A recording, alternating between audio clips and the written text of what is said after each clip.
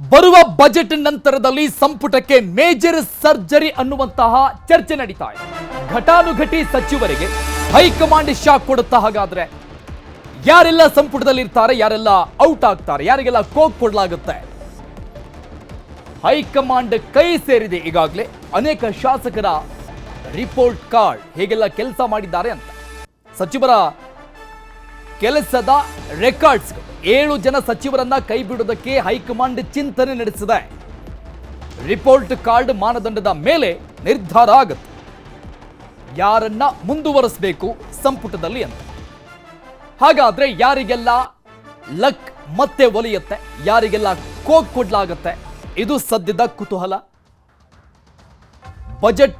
Budget ಮಂಡನೆ ನಂತರದಲ್ಲಿ fix. ಹಾಗಾದ್ರೆ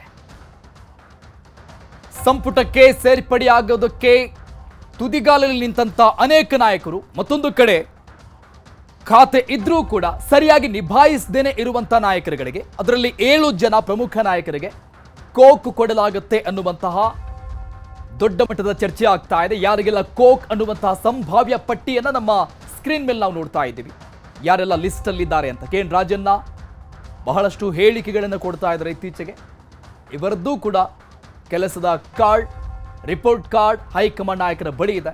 ಚಲುವರಾಯಸ್ವಾಮಿ, ಕೆ ಎಚ್ ಮುನಿಯಪ್ಪ, ರಹೀಂ ಖಾನ್, ಒಟ್ಟಾರೆಯಾಗಿ 7 ಜನ ಪ್ರಮುಖ ನಾಯಕರ ಹೆಸರುಗಳನ್ನು ನಮ್ಮ ಸ್ಕ್ರೀನ್ ಮೇಲೆ ನೋಡ್ತಾ ಇದ್ದೀವಿ ನಾವು. ಈ ನಾಯಕರಿಗೆಲ್ಲ ಕೋಕ್ ಕೊಡುವಂತಹ ಸಾಧ್ಯತೆಗಳಿದೆ. ಸಂಪುಟದಿಂದ ಕೈ ಬಿಡುವಂತಹ ಎಲ್ಲಾ ಸಾಧ್ಯತೆಗಳಿದೆ. ಅದು ಅವರು ಮಾಡಿರುವಂತಹ ಇಲ್ಲಿಯವರೆಗಿನ ರಿಪೋರ್ಟ್ ಕಾರ್ಡ್ಗಳ ಮೇಲೆ ನಿರ್ಧಾರ ಆಗಿರುತ್ತೆ.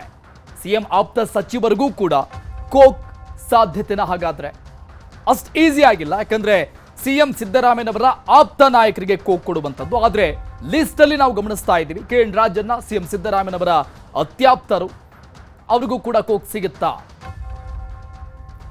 ಈ ಬಗ್ಗೆ ಇನ್ನಷ್ಟು ಡೀಟೇಲ್ಸ್ ಕೊಡ್ತಾರೆ ನಮ್ಮ ಪ್ರತಿನಿಧಿ ಕಾರ್ತಿಕ್ ದೂರವಾಣಿ ಸಂಪರ್ಕದಲ್ಲಿದ್ದಾರೆ. ಕಾರ್ತಿಕ್, ಬಜೆಟ್ ಮಂಡನೆ ನಂತರದಲ್ಲಿ ಫಿಕ್ಸ್ ಅಂತ ಹೇಳಲಾಗ್ತಾ ಇದೆ. ಕಾರ್ತಿಕ್, ಇಲ್ಲಿ ಈ ಲಿಸ್ಟ್ ಅನ್ನ ನಾವು ಪ್ರಮುಖವಾಗಿ ಗಮನಿಸಿದಾಗ ಸಿಎಂ ಸಿದ್ದರಾಮಯ್ಯನವರ ಆಪ್ತ ಬಳಗದ ನಾಯಕರ ಹೆಸರು ಕೂಡ ಇದೆ.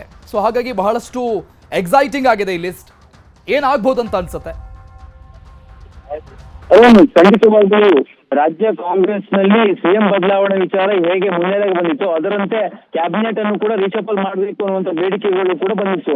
ಕೆಲವೊಂದಿಷ್ಟು ಶಾಸಕರುಗಳು ನಮಗೆ ಇನ್ನೊಮ್ಮೆ ಅವಕಾಶವನ್ನು ಕೊಡಬೇಕು, ಯಾಕಂತಂದ್ರೆ ಕೇವಲ 5 ವರ್ಷಗಳಿಗೂ ಇದೇ ಒಂದು ಕ್ಯಾಬಿನೆಟ್ ಅನ್ನ ಮುಂದುವರಿಸಿದ್ರೆ ನಮಗೆ ಅವಕಾಶಗಳು ಸಿಗುವುದಿಲ್ಲ ಅನ್ನುವಂತ ಒಂದು ಒಂದು ಅಸಮಾಧಾನಗಳನ್ನು ಹೊರಹಾಕಿದ್ರ ಜೊತೆಗೆ ಹೈಕಮಾಂಡ್ ಕೂಡ ಎಲ್ಲ ಸಚಿವರುಗಳ ಒಂದು ಪರ್ಫಾರ್ಮೆನ್ಸ್ ಅನ್ನು ಕೂಡ ನೋಡಿತ್ತು, ಗಮನ ಹರಿಸಿತ್ತು.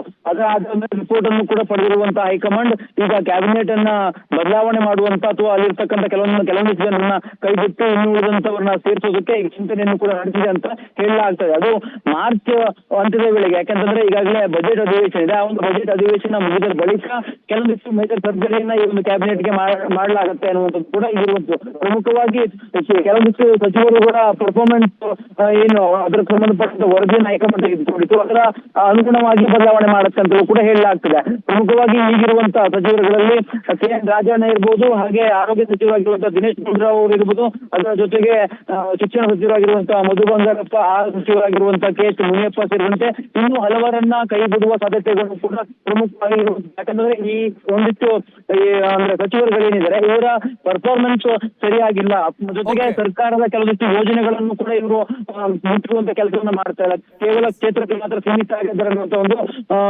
ಅಸಮಾಧಾನ ಹೈಕಮಾಂಡ್ ಇದ್ದಂತೆ ಕಾಣಿಸ್ತದೆ. ಹಾಗಾಗಿ ಇನ್ನುಳಿದಂತೆ ಒಂದಿಷ್ಟು ಜನರನ್ನ ಒಂದು ಕ್ಯಾಬಿನೆಟ್ ತೆಗೆದುಕೊಳ್ಳುವುದಕ್ಕೂ ಕೂಡ ಸಿದ್ಧತೆಯನ್ನ ಮಾಡಲಾಗ್ತದೆ ಅಂತ ಹೇಳಲಾಗ್ತಾ ಇದೆ. Arun, thank you Karthik details.